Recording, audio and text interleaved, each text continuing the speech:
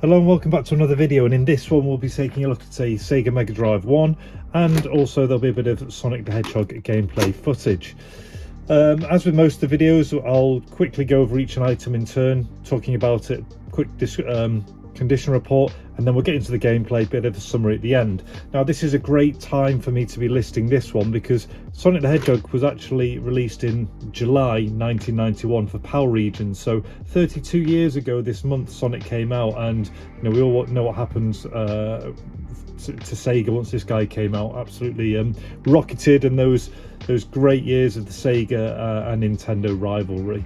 So yeah, great setup as you're going to see, to get all of this together and you know, relive those Sonic memories. So first of all, we'll start with the console. So this is the kind of the earlier versions of the Mark 1, and you know that because it's got the high definition graphics stereo sound text there, and with that it also means that you don't get the kind of the copyright screen come up when you load games, and also they cut costs a little bit as the models went along. But the Mark 1, really gorgeous design, you know, incorporated the square and the circle with such great proportions. On this one as well, you've got the gold of the 16-bit is in really nice condition. Just literally a couple of nicks here and there, but I've stripped the console down, cleaned it all out and rebuilt it. So you know, you've got everything in here. Things to look out for when people are selling these is make sure you've got things like the cover here for that port, and wear and tear and that kind of stuff. But you know, the fact it's been opened up, stripped and cleaned and everything, it is all good. So that's that version there, which is great.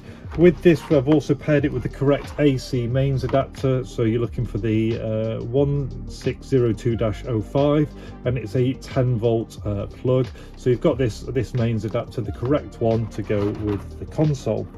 Now to finish that off, you've now also got the correct controller for this version. So you're looking for the white start button, the trigger at the top here, and then ABC with the orange inlay. Now one of the big faults with these is because of people like pushing like down on the D-pad, there's a little skirt that goes around on the inside. It's almost a bit of a dust cover, and a lot of the time they break, and there's also 4 little tongues. Now if they break, it's not the end of the world. Generally they'll still work okay, but I've gone through about 4 or so different controllers now to find one that isn't broken, to pair it with this really nice condition console.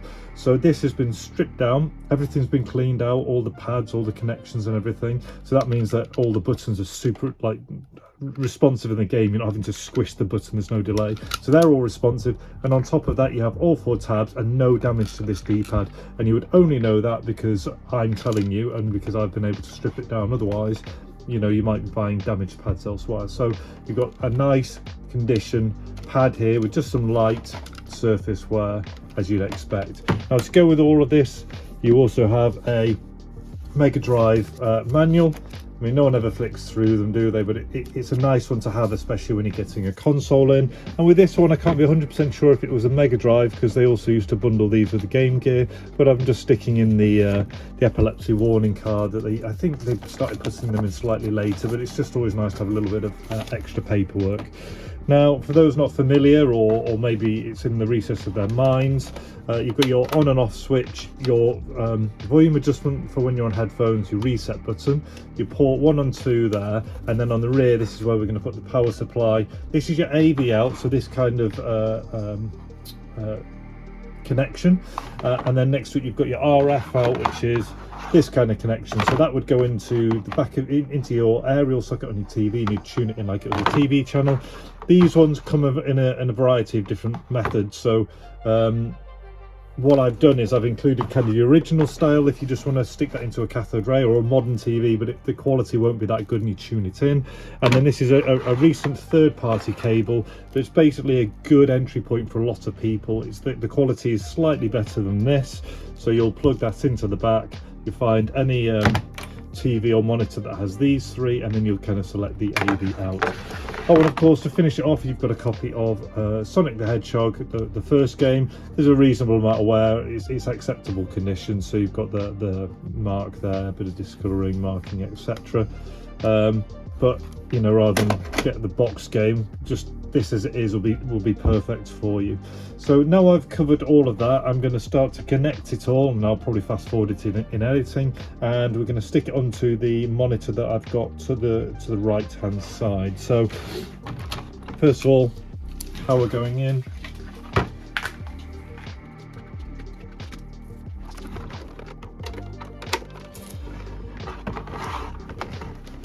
Now we'll stick the, I'm just going to disappear to put these in the back of the monitor.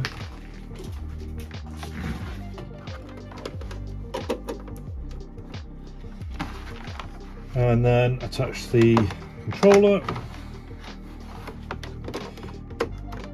Obligatory blow in the car. And that's us now good to go. So I'm going to just move you around. Break the fourth wall.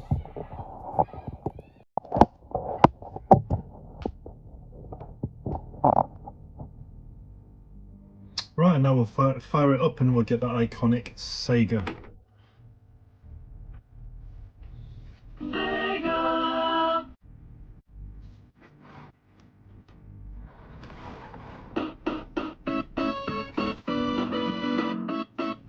Now this is using the AV cable in, so that's about the quality you'll expect. It depends on the TV, some can kind of upscale or handle it a little bit better than others. Alternatively, you can use one of these and tune it in. So that's just your AV, but it's a good starter for 10.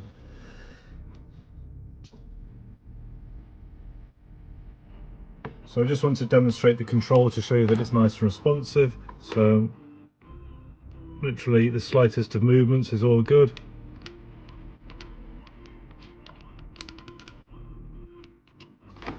And let's just play for a couple of minutes. So I used to, I mean, this is such an iconic level, but for me, I remember playing this the most on the Game Gear that I owned, and it was great on there, just the colours, the music and everything. And now it's weird when you go back to playing Sonic 1, especially after playing Sonic 2, because the movement sometimes seems like a little bit like it's in tar. Like the jumps are a little slower. You can't do the spin dash, you know, when you go down and you like spool up and fire off. So everything just feels a little slower, but straight off the bat you've got this amazing level.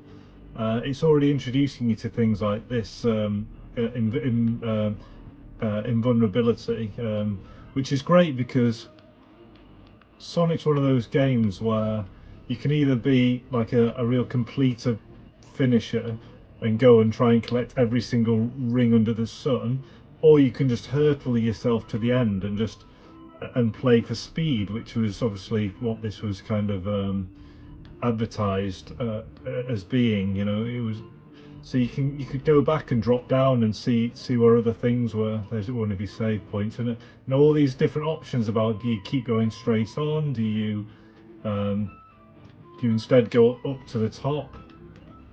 Because sometimes I'd go along the top and then I'd think, oh no, I want to go and do one of these loop-the-loops instead. So up there you can see there was a shield if we'd have kept going up. But it's introducing us to lots of great concepts straight off the bat. See there, it's just so merciless that it sets you up there to lose your rings, so that you know that you're able to collect them back. Because obviously you only die if you don't have any rings. You just literally need one in your back pocket. So you could spend all that time collecting rings, get hit by something like that, and it was all for nothing. But yeah, just such nice level design. And then you just, you know, the level itself is really short, but it's just well made, good music, introduces you to lots of things, shows you there's different paths to go through. So that's the first level played.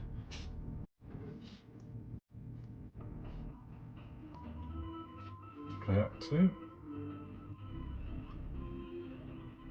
One of these levels, in my brain, I'm sure you go left and there's like some extra rings or something right at the start, or some kind of invisibility.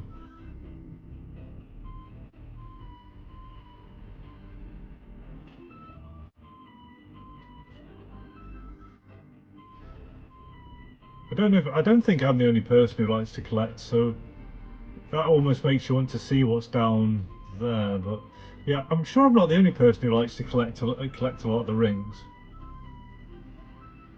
I'm sure there's a spring down there. Yeah, okay.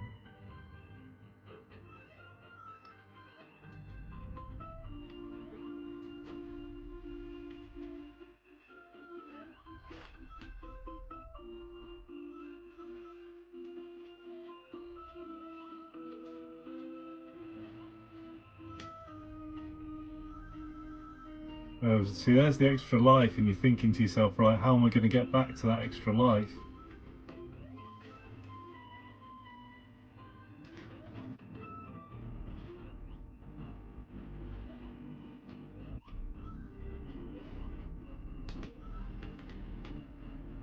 I think if you fall down, you can. I don't know if you're screwed, if you can actually get out there.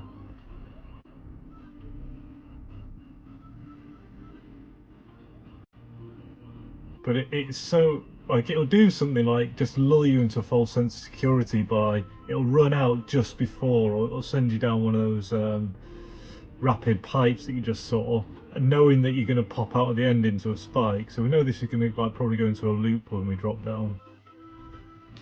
No, like one of these, you'll end up going down there and getting screwed over. But anyway, that's the second one. We might as well take it to the third act and see Robotnik.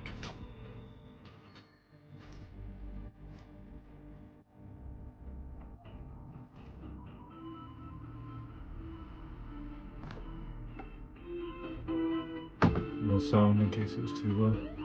Oh, there it is. See, right there at the start, so I knew there was something.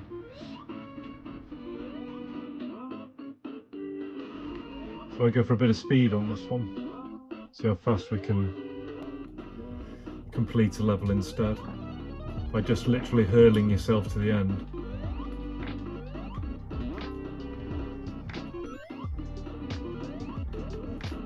Oh, there's the speed boots now as well. Oh no.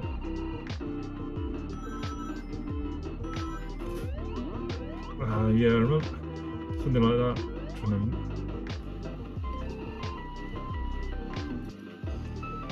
I usually just take the hit on that one.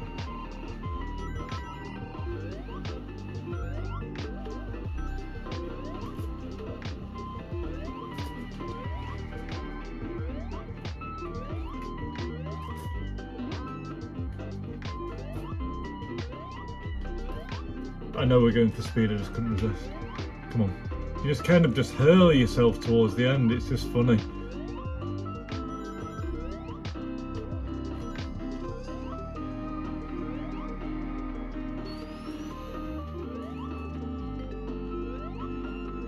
Obviously there's save points, I think of it.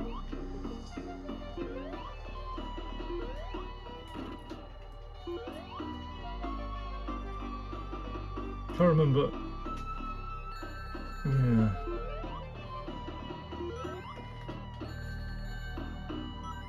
So you just, I think it's best just to kind of, so all you're really doing is jumping over that ball, aren't you?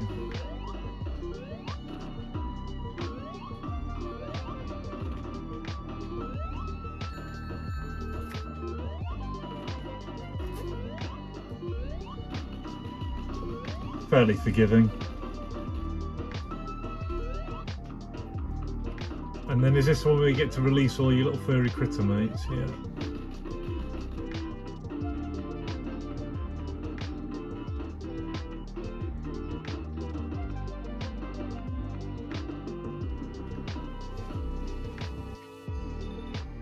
Right, so I'll pause that there, bring you back over to the bench. So that was a canter through a Sega Mega Drive 1, one of the early versions with a high definition graphic stereo sound, text, slightly better parts, stripped down, cleaned out. It's a really nice condition, so I've paired it with a nice condition controller which has been stripped, cleaned out, rebuilt, no damage to the D-pad, no rattles or anything like that. You've got the correct Sega power supply.